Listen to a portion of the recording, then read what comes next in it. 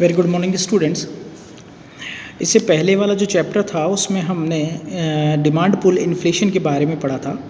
आज हम बात कर रहे हैं कॉस्ट पुश इन्फ्लेशन। यदि अगर आप कॉस्ट पुश इन्फ्लेशन देखेंगे तो यहाँ पर लिखा है कॉस्ट पुश इन्फ्लेशन, यानी ऐसी इन्फ्लेशन या मुद्रास्फीति जो कॉस्ट के द्वारा आती हो। अब ये जो कॉस्ट है ये कौन सी कॉस्ट है? तो ये कॉस्ट जो है वो आप बात कर रहे हैं हम प्रोडक्शन कॉस्ट की। कई बार ऐसी आप देखिए इन्फ्लेशन ऐसी देखी जाती है कि जिसके कारण जैसे ही कॉस्ट में इंक्रीज़ हो जाता है यानी प्रोडक्शन कॉस्ट बढ़ जाती है तो उसके साथ साथ प्राइस लेवल जो जनरल प्राइस लेवल है वो भी बढ़ जाता है। तो जनरल प्राइस लेवल के बढ़ने के कारण इन्फ्लेशन आ जाता है।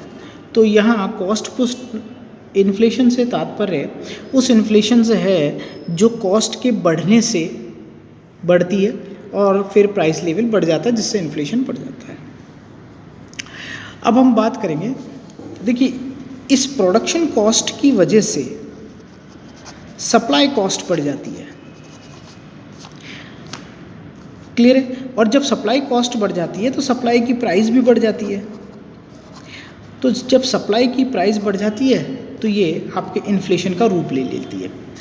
तो ये आपकी अगर लागतों के कारण कोई मुद्रास्फीति होती है तो उसे हम कॉस्ट पुश इन्फ्लेशन कहते हैं। अब बात करते हैं कि आखिर प्रोडक्शन कॉस्ट में कौन सी कॉस्ट है, क्या कारण है जिनकी वजह से प्राइस बढ़ जाती है। सपोज़ हम किसी पर्टिकुलर थिंग का प्रोडक्शन कर रहे हैं या जनरल पूरे होल हम उस पे लेवल पे प्रोडक्शन कर रहे हैं और प्रोडक्शन करने से क्या हुआ कि वेजेस, मान लीजिए सपोज़ वेजेस बढ़ गई। अब वेजेस कैसे बढ़ सकती है? या तो अपने वेजेस हो सकता है कुछ श्रमिक संघ जो उनकी यूनियन है वो अपनी वेजेस को बढ़ा दें, या दूसरे किसी भी कारणों की वजह से हो सकता है कि वेजेस बढ़ जाती है तो वेजेस बढ़ने से प्रोडक्शन कॉस्ट अपने आप बढ़ जाएगी। या फिर हो सकता है कि कॉस्ट ऑफ प्रोडक्शन बढ़ जाए, ठीक है। या हो सकता है कि रॉ मटेरियल की प्राइस बढ़ जाए। या कई बार ऐसा भी होता है जिसे हम बोलते हैं मार्कअप मार्केटिंग।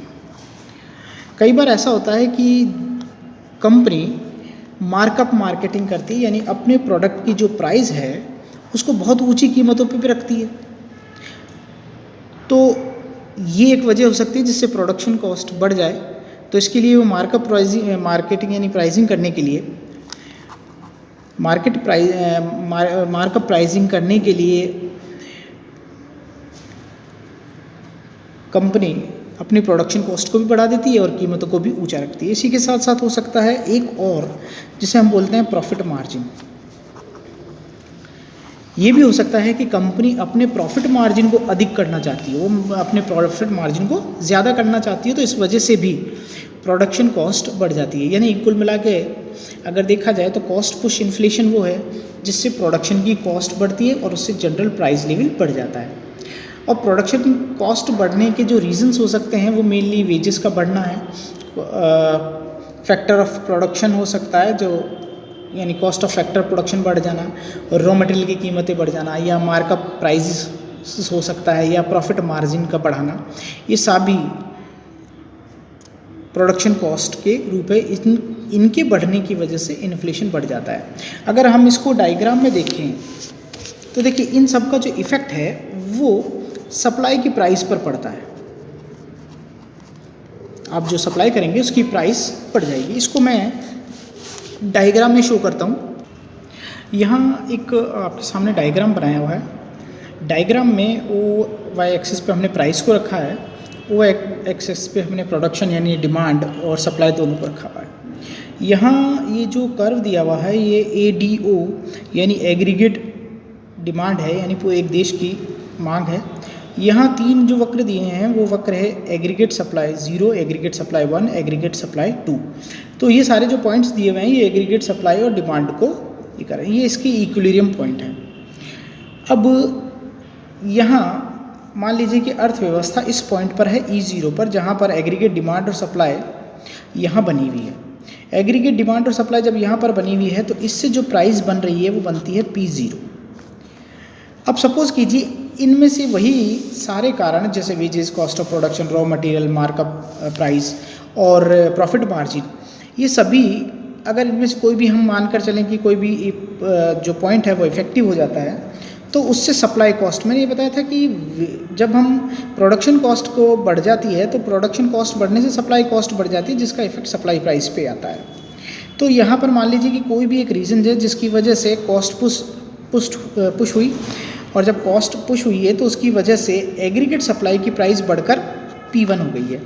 जैसे वेजेस वगैरह है उसकी कॉस्ट बढ़ी तो जो सप्लाई की कॉस्ट है वो भी बढ़ गई, तो जहाँ P0 था अब वो P1 पर आ गया, यानी इस पॉइंट पर आ गया। अब आप देखिए इसके बाद अगर एग्रीगेट सप्लाई यानी और ज़्यादा प्रोडक्शन कॉस्ट बढ़ती है तो हमारा जो कर्व है E1 से E2 पर पहुंच जाता है, तो और प्राइस हमारी P2 हो जाती है जो ज़्यादा है। तो यहाँ पर ये E0 से हम E1 पर कॉस्ट पुश की वजह से पहुँचे और E1 से E2 पर हम कॉस्ट पुश की वजह से पहुँचे हैं, यानी सप्लाई कॉस्ट बढ़ी। जैसी सप्लाई कॉस्ट में जैसे wages, cost of production, raw material, markup prices, profit margins और दूसरी चीज़ें, ये सारी चीज़ों ने वर्क किया है। इनमें से किसी भी एक फैक्टर के वर्क करने की वजह से सप्लाई कॉस्ट बढ़ी, तो जो P0 पहले प्राइसिंग थी वो अब P1 हो गई, यानी कीमत ज़्यादा हो गई तो सप्लाई हमारी कम हो गई, यानी यहाँ पर हम पहुँच गए। तो इसको मैं Q2, Q1 और Q0 नाम दे सकता हूँ। यहाँ सप्लाई इतनी थी, जैसे ही कॉस्ट बढ़ी तो इन्फ्लेशन बढ़ा, इस वजह से जो सप्लाई है वो कम हो गई। तो ऐसे ही हम E1 से E2 पर पहुँचे, कारण वही कॉस्ट पुश, तो जो प्राइसिंग हमारी P2 होगी, सप्लाई यहाँ कम होगी। तो ये जो फैक्टर था, तो अगर देखा जाए तो कॉस्ट पुश इन्फ्लेशन में होता यह है कि जब किसी प्रोडक्ट की अगर प्रोडक्शन कॉस्ट बढ़ती है तो उसकी वजह से उसकी कीमतें भी बढ़ जाती है, जिसकी वजह से इन्फ्लेशन आ जाता है। इसके बाद कई बार हम डेफिसिट इंडक्शन इन्फ्लेशन भी यूज़ करते हैं। डेफिसिट इंड्यूस्ड इन्फ्लेशन में होता है कि जब हम नए नोट छापते हैं तो उसकी संख्या ज़्यादा बढ़ जाती है।